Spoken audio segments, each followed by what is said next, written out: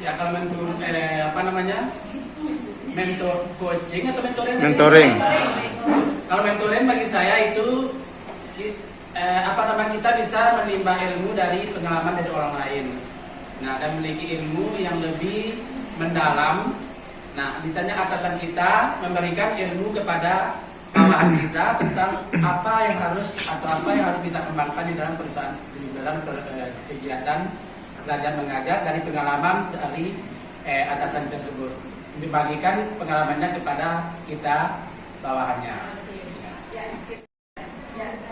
Proses identifikasinya permasalahan gitu ya Bapak Ibu, ke problem, fokus kepada pemecahan masalahnya. Kalau problemnya secara psikologis baik itu anak maupun orang lain yang coaching itu adalah suatu proses dari coach untuk membantu mente itu menyelesaikan permasalahannya. Jadi coach itu memperoleh ide-ide sebenarnya dari coach itu sendiri. Jadi coach itu sendiri bisa menemukan masalah, menyelesaikan masalah yang dihadapinya. Seperti itu. ada yang lain. Proses menggali potensi dari seseorang untuk menyelesaikan masalahnya sendiri. Bagaimana hubungannya? Coach dengan coachee, coach itu hanya hanya menggali, mengarahkan coachee itu untuk bisa menggali potensi yang ada dalam dirinya dalam menyelesaikan suatu masalah. Coach. Ya, hubungan coach dengan coachee itu kemitraan Bapak Ibu ya. Mereka setara, tidak di bawah, tidak di atas. Secara penuh apa yang mereka alami. Itu posisi coach. Coachee itu, nah, dengan pertanyaan-pertanyaan identifikasi yang diberikan oleh coach, sehingga coachee ini mampu menemukan penyelesaian masalah yang mereka hadapi. Nah, itu lebihnya dari konseling dengan mentoring. Ketika kita bagi orang yang belum mengikuti guru penggerak itu dan kurang-kurang buka browser itu, saya pikir mereka itu tidak akan paham tentang coaching, paling tentang counseling, tentang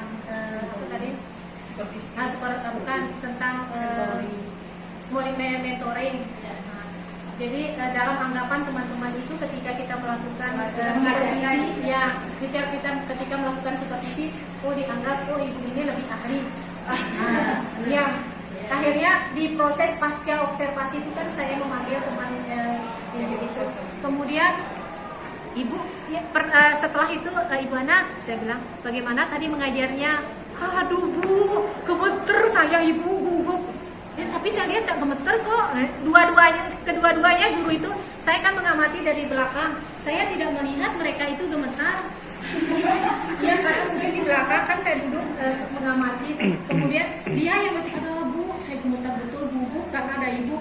Kenapa? Tapi saya nggak dengar kok, ada kelihatan gemeternya. Akhirnya langsung Bu Ana, tadi kenapa kelompoknya nggak dibagi? Terus LKPD-nya itu kenapa satu aja modelnya? Langsung setelah lokakarya ini baru saya berpikir kembali tentang coaching ini. Maksud saya begini, mungkin seharusnya tidak hanya budaya positif saja yang disosialisasikan di sekolah itu. Sebenarnya materi ini juga perlu disosialisasikan karena coaching ini sesuatu hal yang baru sekali kita dengar, beda dengan konseling, mentoring. Ya. Masih ada 3 guru, kan 5 guru 1. Bisa saya dengar sedikit ya? Ya. Apakah saya bertanya dulu Mbak Ibu, apakah Ibu sebelum melakukan supervisi di kelas, apakah Ibu Titin tidak menerapkan pra dulu dengan guru yang akan disupervisi? Ya Pandi, pra itu yang saya lebih ke begini, Bu Ana, nanti supervisi hari apa siapnya, terus materinya apa? Saya tanya itu karena saya guru bahasa Indonesia. Kendalanya itu ketika saya mensupervisi guru yang bukan dari mapel saya, kan mapel yang saya supervisi itu Ibu Ana itu seni budaya, bahasa Indonesianya ada 3 orang, kemudian yang 1 itu guru agama. Ya dari bisa ke Ibu ya salah. Pakai bahasa Indonesia Ibu. Kita tidak melakukan mencari kesalahan itu.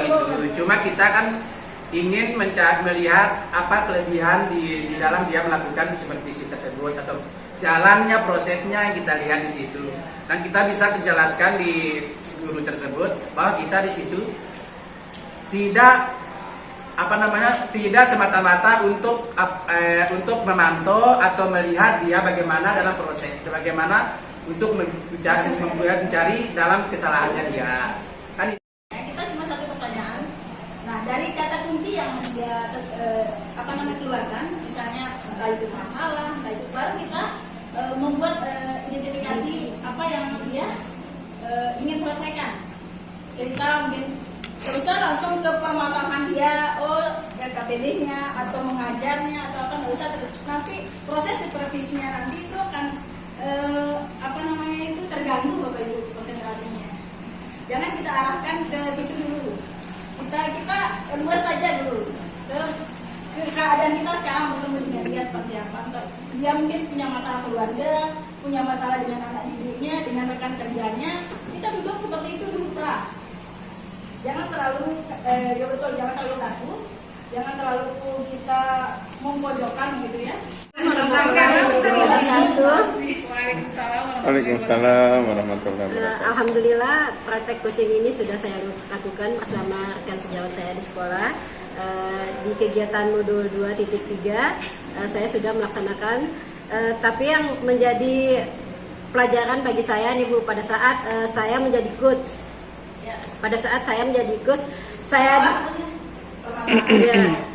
jadi saya di sini sering terjebak untuk menjawab.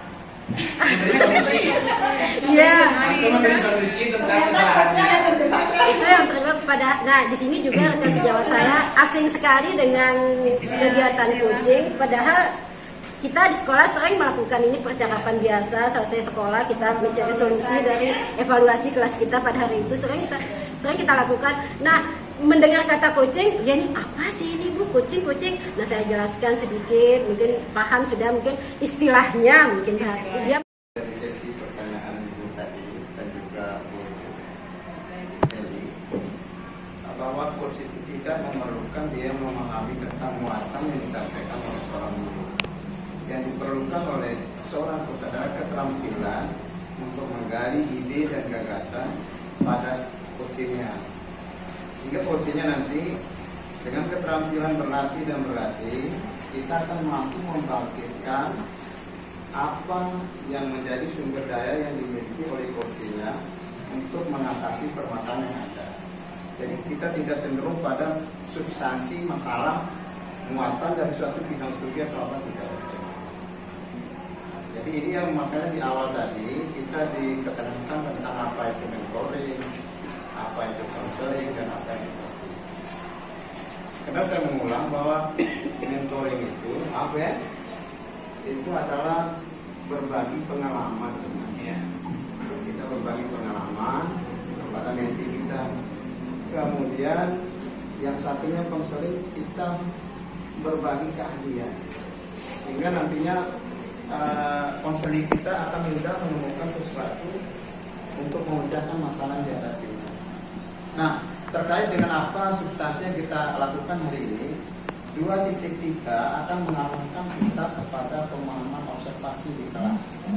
Kemudian nanti dilanjutkan dengan pengalaman kita hari ini, lokakarya ini akan membawa kita kepada TI 5 nanti Bapak Ibu.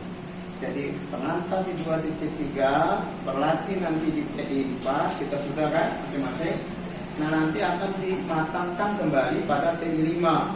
Sehingga sebelum terlaksananya TI 5, Bapak Ibu diharapkan nanti sudah punya videonya, Bapak Ibu sebagai superiornya terhadap teman-teman Bapak Ibu di sekolah yang tidak masuk dalam grup penggerak.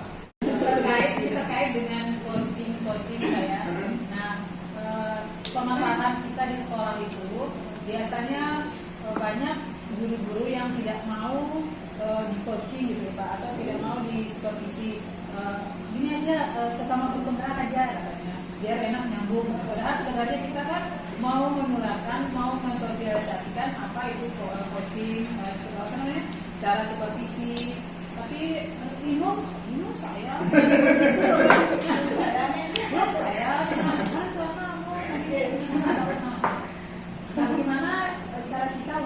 trik-trik. Dia trigger kita untuk biar apa ya? Mereka itu tertarik. Bisa kerjasama. Niat ya, pengen orang ini yang di coaching. Enggak, maksud saya itu biar beliau apa masuk ke dalam yang kita supervisi misalnya dia misalnya yang teman saya yang supervisi mengajar di situ terus saya. Tapi banyak yang menghindar, saya. Sesuai dengan tugas kita kemarin kan dan supervisi rekan kita yang ada di sekolah. Jadi Dan akhirnya itu saya mungkin sekarang saya teman yang TGP itu Iya. ya. Ya. Begini Bapak Ibu, sekiranya di sekolah itu kan ada suatu strata sudah terstruktur dan kebiasaan supervisi itu sebenarnya memiliki hak kepala sekolah. Hanya saja ketika kepala sekolah menunjuk misalnya seseorang untuk penggerak, seharusnya rekan-rekan yang lain itu menyambut karena ini adalah suatu hal yang memang wajib kita sebagai guru supervisi. Seyogianya di awal-awal supervisi itu adalah kepala sekolah punya tanggung jawab. Tetapi kalau kepala sekolah itu melimpahkan misalnya kepada bapak dan ibu yang kebetulan sudah memiliki suatu ilmunya, coachingnya kemudian diberi kesempatan untuk berlatih, menerapkan coaching, kemudian padanya nanti memperkenalkan coaching itu kepada rekan-rekan guru yang belum masuk sebagai guru penggerak, itu sudah kesempatan jadi kembali kepada kebijakan kepala sekolah. aksi nyata kita di 2.3 2.3. ya. Sebelum saya melakukan untuk menunjukkan teman yang akan saya supervisi, saya terlebih dahulu konsultasi dengan kepala sekolah saya. Dengan kepala sekolah, jadi kepala sekolah ini saya beri bahwa saya mempunyai tugas untuk supervisi salah satu guru yang ada di sekolah. Terus kepala sekolah memanggil semua rekan-rekan saya di sekolah dan menunjukkan salah satu dari guru-guru yang ada di sekolah. Jadi betul apa yang disebutkan oleh Pak PP tadi bahwa supervisi ini adalah kebijakan dari kepala sekolah. Nah, jadi langkah saya kemarin itu saya konsultasi dengan kepala sekolah bahwa saya mempunyai tugas untuk melakukan supervisi salah satu teman saya yang ada di sekolah. Nah, kepala sekolah langsung merespon dan memanggil sepulang sekolah kita langsung dikumpulkan dalam di ruang guru. Nah, di situ Ibu kepala sekolah langsung merespon apa yang saya konsultasi dengan beliau. Nah, maka kepala sekolah yang menunjukkan salah satu guru yang akan saya supervisi. Nah, terus langkah-langkah setelah ditunjukkan, nah langkah saya selanjutnya saya mengadakan pertemuan antara guru yang saya supervisi dengan saya sendiri untuk melakukan seperti apa yang ditetapkan oleh Ibu PP tadi, bahwa kita melakukan sebelum saya memberi videokan bahwa tentang kita akan melakukan berbicara ngomong-ngomong sedikit-sedikit tentang apa yang harus saya lakukan nanti dalam supervisi tersebut. Maka semua tentang terogi, tentang apa itu untuk guru tersebut bisa diatasi. Maka langsung dia mempersiapkan segala macam yang harus seperti NPP, seperti bahan ajar, seperti apa itu sudah disiapkan. Lalu saya adakan video untuk melakukan observasinya. Mungkin itu sih.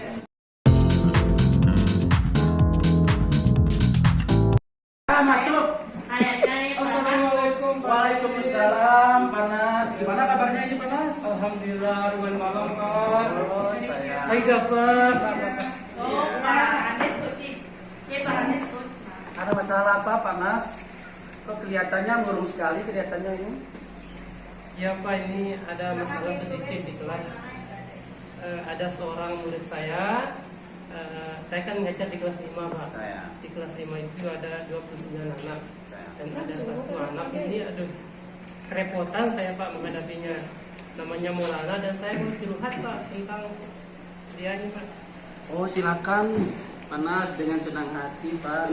Kalau boleh saya tahu masalahnya tadi ada masalah tentang anaknya bernama Maulana yang selalu super aktif di dalam kelas ya Panas.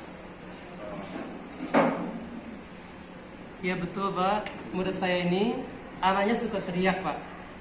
Suka teriak di kelas, lari ke sana kemari, tidak bisa diam ya.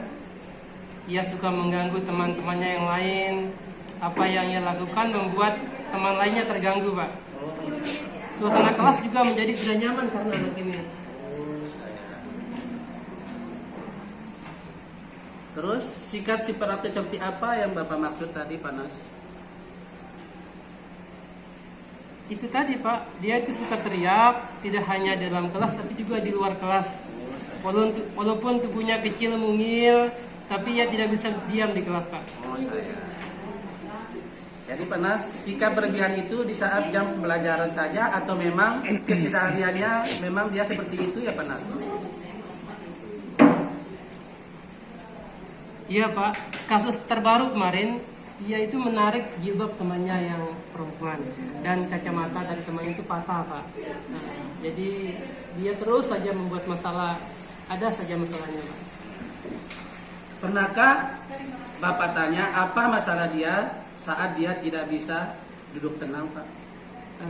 Jadi saya sebagai wali kelasnya Pak sudah berusaha melakukan beberapa hal. Yang pertama saya memanggil secara personal ini ke kelas ketika di jam istirahat.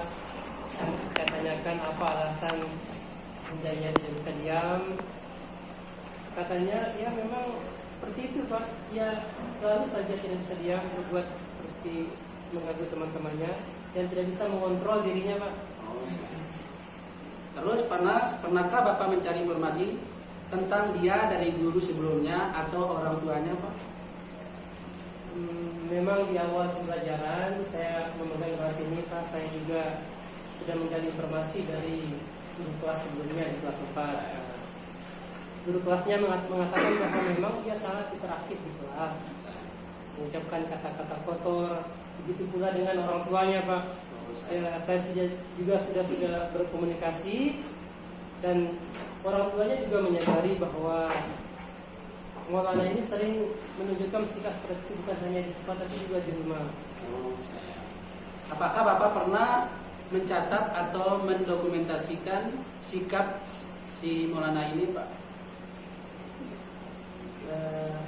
Ya betul Pak, seperti apa yang saya lakukan selama ini setiap ada kasus terjadi di kelas saya selalu mencatat di buku bimbingan atau konseling.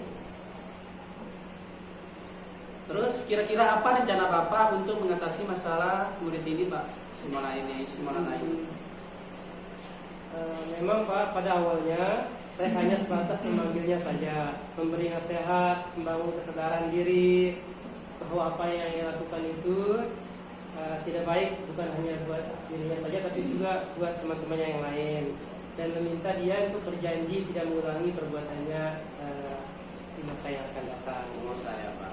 Apakah Bapak pernah merancang strategi dalam jangka waktu tertentu atau berjangka banyak Mas? Ya sehari, 2 hari, 3 hari, mungkin minggu pertama itu dia tidak seperti itu, tapi nanti di minggu selanjutnya terulang lagi Pak. Mungkin jangka pendek yang ingin saya lakukan pertama Pak, karena dia ini anaknya hiperaktif, saya memberi kesempatan kepada dia untuk menjadi petugas upacara. Karena suaranya yang lantang, saya suruh dia menjadi petugas pembaca janji siswa atau pembaca undang-undang Pak. Jadi itu ternyata dia bisa lakukan dengan baik Pak. Suaranya yang lantang itu sangat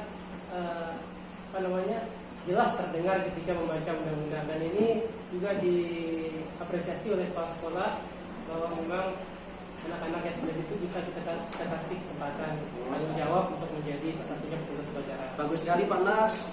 Untuk menjaga rencana Bapak agar konsisten, kira-kira apa yang akan Bapak lakukan?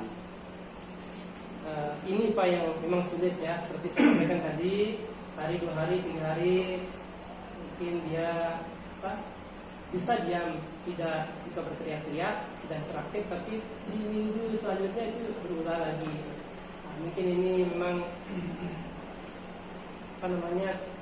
kita sebagai guru mungkin tidak bosan-bosan menasihati. yang Menurut Bapak, siapa saja yang membantu Bapak dalam melaksanakan atau pernah melaksanakan rencana ini Pak?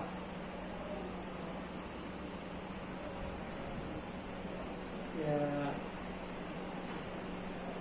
di sekolah untuk menyelesaikan masalah ini saya juga berkonsultasi dengan kepala sekolah, guru yang senior, dan juga dengan orang tua Maulana sendiri, Pak. Nah, langkah kedepannya juga saya berusaha memberi masukan kepada orang tuanya Maulana, karena anak ini aktif, mungkin di rumah mungkin bisa dimasukkan kegiatan bela diri, karena kan tenaganya dia ini sangat energinya besar, mungkin bisa dimasukkan ke karate, taekwondo atau apa. Saya paham. Dari percakapan kita ini, Pak, apa manfaat, misalnya apa manfaat yang Bapak dapatkan dari pembicaraan kita ini, Pak?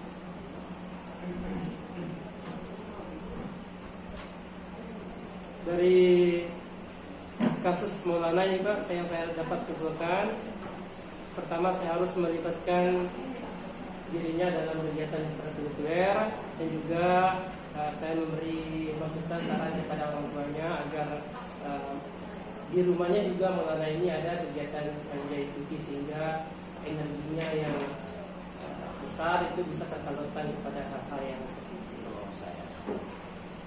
Setelah percakapan kita ini, Pak, apa yang akan Bapak lakukan ke depannya? Ya, jadi seperti yang saya sampaikan tadi, saya akan bertemu dengan orang tuanya, memberikan saran saya itu, dan juga saran dari kepala sekolah, guru senior. Saya harus sering melibatkan dia dalam kegiatan-kegiatan di sekolah agar energinya tersalurkan. Wah, luar biasa idenya Pak Nas. Saya doakan semoga rencana Pak Nas ini berjalan dengan lancar ya Pak Nas. Nah, ini juga saya terima kasih sekali, Pak. Itu saya tidak sadari ternyata saya bisa menemukan sendiri solusi dari masalah yang saya hadapi, Pak. Saya juga sadar sekarang ya. Terima kasih Pak Anies ya. Mudah-mudahan ke depan Pak Anies selalu mau dengar kehadiran saya mungkin. Ya. Sama-sama Pak Nas. Ya, terima kasih Pak Anies. Ya. Assalamualaikum.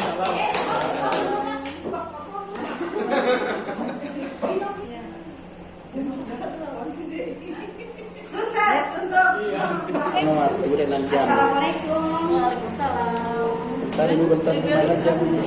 Terima kasih Bu. Maaf Bu, dulu punya waktu. Kebetulan sekarang lagi istirahat anak-anak. Jadi gimana Beli? Apa ada masalah? Jadi dulu saya nih tujuan saya datang kemari ingin menceritakan sedikit permasalahan yang ada di sekolah saya, terutama di kelas saya. Berarti pertemuan ini ilmu apa Beli? Nah, dari percakapan kita hari ini Bu, saya menginginkan solusi dari permasalahan yang saya hadapi, terutama di kelas saya. Bagaimana permasalahannya? Ya, terima kasih Bu. Di kelas saya memiliki satu anak yang hiperaktif. Nah, anak ini berjenis kelamin laki-laki. Nah, anak ini Bu sangat hiperaktif sekali Bu, sering mengganggu teman, mencuri, bahkan punya teman, tapi yang hal-hal kecil Bu seperti menghapus, pensil dibawa pulang Bu. Nah, itu permasalahan yang saya hadapi di dalam kelas saya. Jadi anaknya hiperaktif. Kalau Beli kira-kira tahu kenapa alasannya kenapa anak itu hiperaktif? Nah, sebagai guru kelas, saya sudah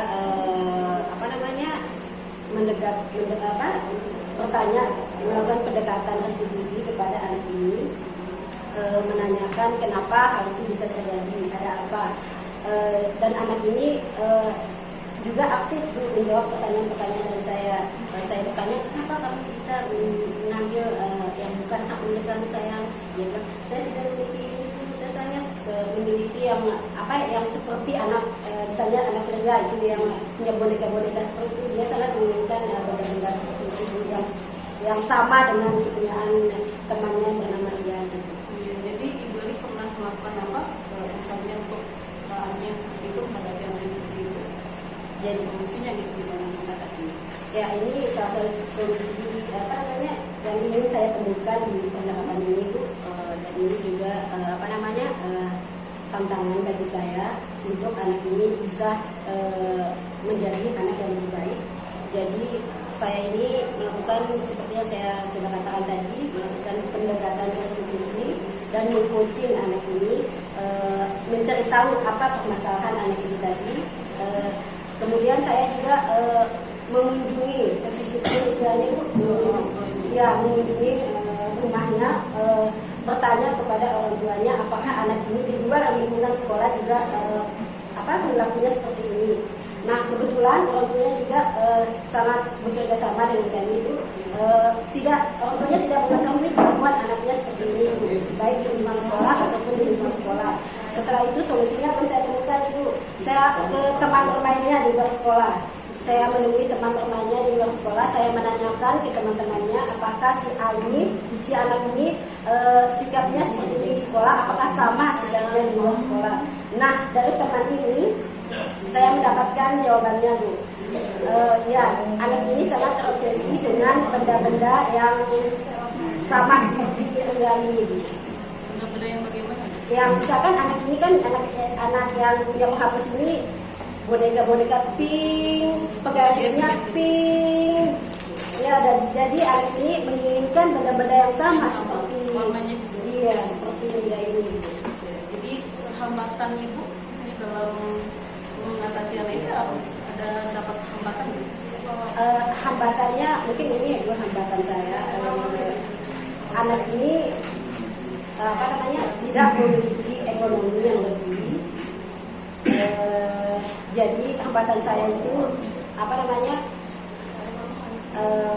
berkonsultasi dengan wali kelas di kelas A, kita bersama-sama untuk mencari tahu apa yang terbaik untuk anak ini. Apakah menyediakan barang yang sama, karena anak ini menginginkan barang yang sama, Bu.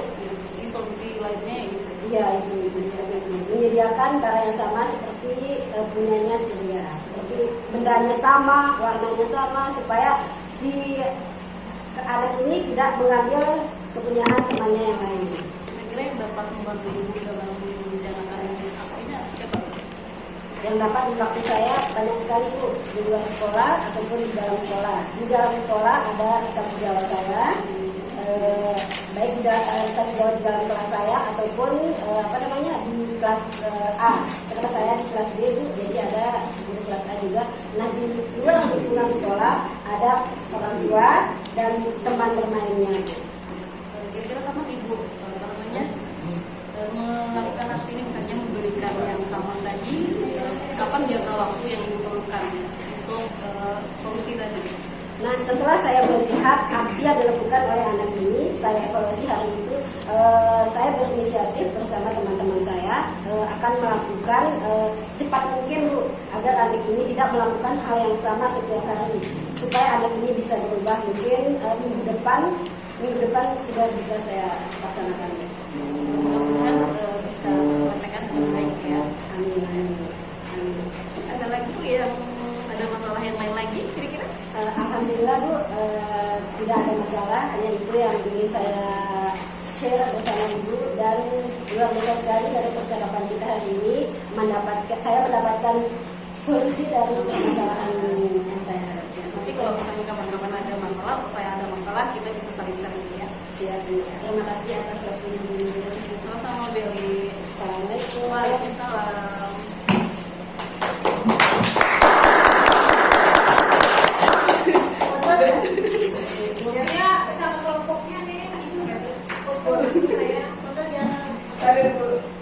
Oh, berarti begitu mau.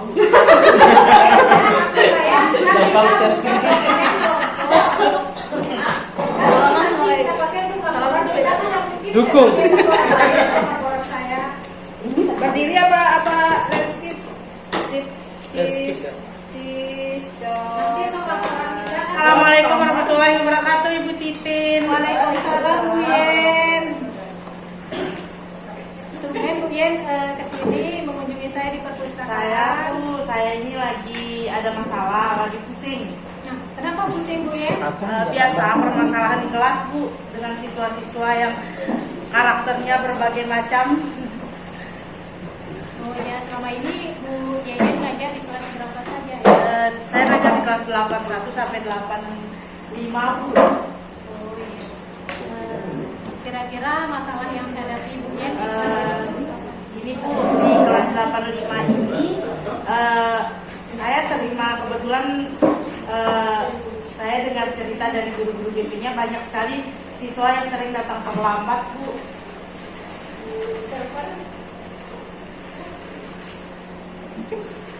Oh gitu ya. Lalu pernah tidak Bu Yeyen menanyakan kepada siswanya alasan terlambatnya kenapa? Ya, ada beberapa yang sempat saya tanyakan kenapa terlambat. Itu jawabannya karena mereka itu sering begadang Bu, main game. Sering main game, beberapa siswa yang jadi lama tidur gitu. Jadi bangunnya kesiangan. Lalu pernah tidak sebelumnya Bu Yeyen misalnya bertanya alasan yang sesungguhnya kepada siswanya itu selain alasan itu? Selain alasan itu, mereka itu katanya ya hampir sih rata-rata semua alasannya itu karena begadang. Jadi lama bangun ada juga, dan saya sering tanyakan emang tadi dibangunkan sama orang tuanya? Dibangunkan sih Bu katanya, tapi dibangunkan sadar tidur lagi gitu. Udah langsung bangun. Nah, terkait telat. masalah yang dihadapi Bu Yen itu kira-kira menurut Bu Yeyen bagaimana Bu Yeyen mengatasi masalah itu? Ada tidak rencana? Gimana ya Bu, setelah saya pikir-pikir rencananya saya maunya begini Bu. Jadi di kelas itu saya membuat kayak sebuah poster ya kita bilang, tapi di sana akan ada angka-angkanya, misalnya dari angka jumlah siswa di kelas 85 ini kan 32 orang. Jadi saya sediakan nomor 1 sampai nomor 32. Jadi di sana siswa yang datang lebih dulu dia akan menempelkan namanya di nomor 1, kemudian yang datang kedua di nomor 2. Jadi ketahuan Bu siapa yang datang yang pertama, siapa yang datang terakhir gitu. Jadi dengan saya berharap sih dengan begitu siswa itu akan termotivasi untuk saya mau nih nama saya di nomor 1, harus cepat-cepat gitu. Menarik sekali ya Bu Yen. Lalu untuk melaksanakan rencana aksi itu kira-kira Bu Yen dibantu oleh siapa saja? Yang jelas mungkin insya Allah saya minta bantuan ke wali kelas, terus guru BP sama beberapa rekan siswanya, rekan siswa saya untuk membuat itu poster itu. Kalau saya lihat rencana Bu Yen itu akan melibatkan wali kelas, lalu kira-kira kapan Bu Yen akan mengkomunikasikannya dengan wali kelasnya? Saya maunya sih Bu secepatnya, mungkin setelah kegiatan coaching ini saya akan langsung temui wali kelasnya. Gitu ya Bu Yen. Sama BP-nya. Baiklah. Kemudian kalau misalnya hal itu sudah Ibu Yen sampaikan kepada wali kelas, saya itu penasaran, ingin tahu bagaimana hasil Bu Yen dengan wali kelasnya itu.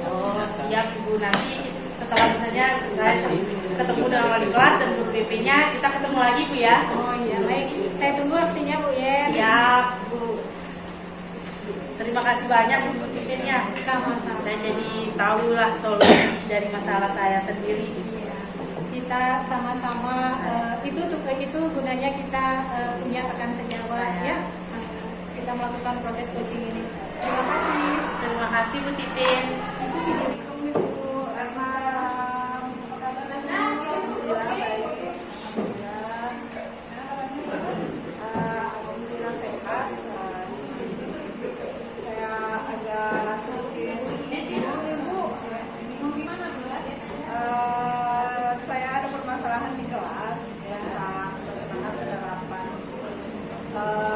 Materi pembelajaran ciri-ciri makhluk hidup di kelas. Berarti pelajaran IPA itu ya, pelajaran IPA.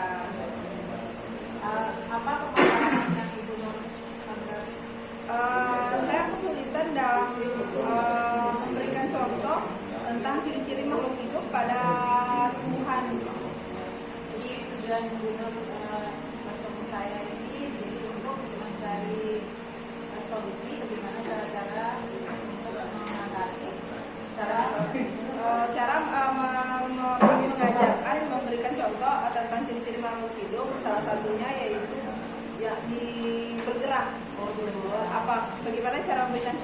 untuk ciri itu gitu. Khususnya di itu yang saya bingung Bu gitu. Jadi sebelum bergerak itu di makhluk hidup kan ada yang di apa yang ibu maksudkan itu di tumbuhan, hewan, manusia itu gimana? Kalau manusia kan gampang. Manusia dan hewan gampang, tapi kalau untuk tumbuhan agak sulit untuk tidak tuntas dalam satu waktu. Nah, apakah di dalam ibu menyampaikan materi pelajaran itu strategi apa yang pernah ibu apa namanya itu ibu gunakan? Saya memberikan contoh gambar gitu. Cuman karena anak-anak SD masih tahap pemikirannya komplit gitu, harus diberi contoh nyata gitu yang komplit. Jadi kadang-kadang mereka susah untuk memahami kalau contohnya tidak komplit. Nah, di dalam ibu membagikan misalnya memberikan kelompok anak-anak ini, apakah ibu menyesuaikan dengan minat dan bakat mereka atau bagaimana? Saya sesuaikan Menyesuaikan dengan bakat mereka. Berarti kalau yang suka misalnya video, ibu saja dengan cara ya. Kalau yang gambar, ibu dengan gambar. Ya. Nah, yang jadi permasalahannya ini susah memberikan contoh tumbuhan keterak. ya karena saya ingin contoh yang lebih real sih. Apakah itu karena berkolaborasi dengan teman-teman belajar ibu tentang proses pembelajaran, misalnya menggunakan teknik apa, praktikal langsung? Praktikal langsung ada sih Bu, cuman karena itu permasalahannya membutuhkan waktu yang lama gitu. Misalnya kecambah gitu, bergerak mengikuti arah cahaya gitu. Kan itu membutuhkan waktu yang lama. Itu yang jadi proses menurut saya. Jadi membutuhkan waktu yang lama. 1 menit lagi, Bu. Apa 1 menit lagi? Lanjut.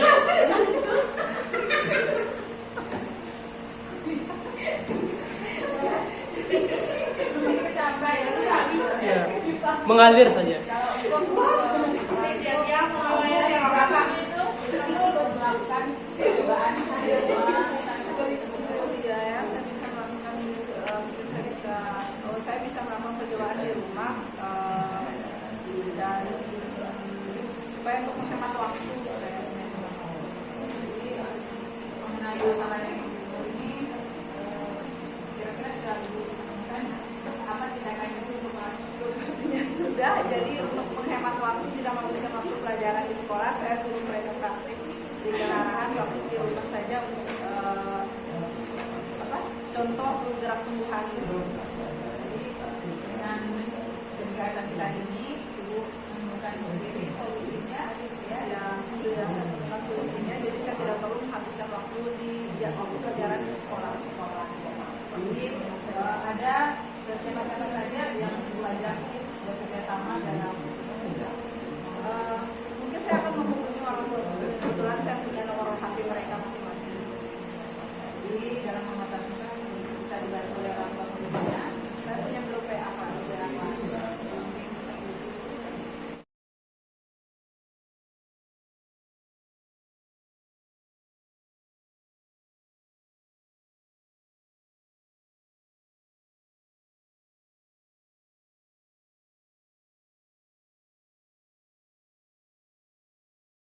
Belajar bersama-sama.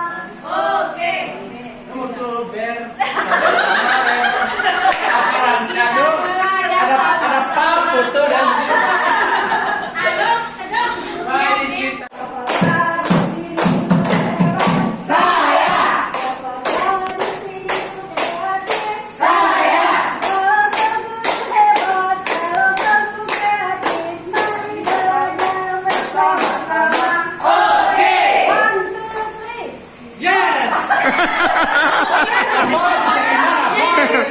Semangat semuanya. Semangat! Semangat Bu. Ini semangatku. Yes. Walaupun. Ya. Siapakah di sini guru hebat? Saya. Siapakah di sini guru kreatif? Saya. Kalau guru hebat, kalau guru kreatif, mari kita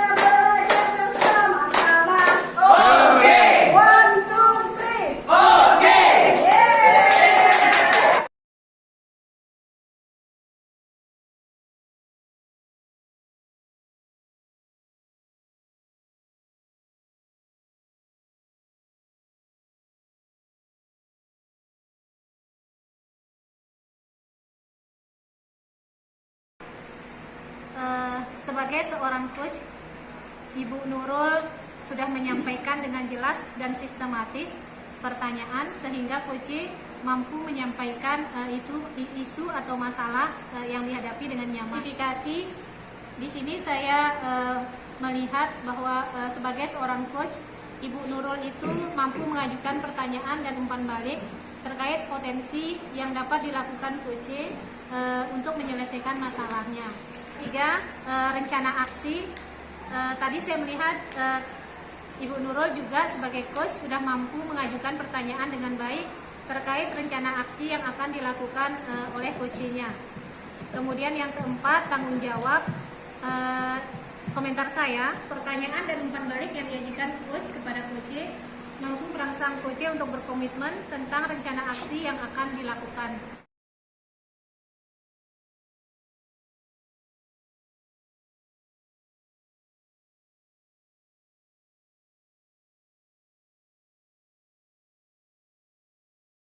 Waktu mengerjakan itu cuma 1 hari. Nah, yang seharusnya kan pembuatan yogurt itu kan butuh waktu 2-3 hari. Jadi mereka tidak berhasil karena dalam prosesnya. Nah, kemudian saat itu saya tidak menjelaskan secara real, secara rinci sekali sampai waktu sampai jadi tahapnya sudah waktunya itu. Cuma tahapnya saja yang dijelaskan. Ya. Nah, saat itu cuma saya jelaskan dulu yang detailnya tentang pembuatan tapenya itu. Nah, lewat sudah yogurtnya. Ternyata mereka mengerjakan sehari sebelum pengumpulan. Nanti rencana tindak lanjutnya. Bisa keluar kan? Suasananya berbeda sekali dengan yang ada di layar Zoom. Jadi ketika di sini kita tatap muka langsung sama coachnya dengan mengajukan pertanyaan-pertanyaan yang berbobot, saya sebagai coach terstimulus untuk mendapatkan ide atau solusi dari permasalahan yang saya hadapi. Terima kasih Bu Eli.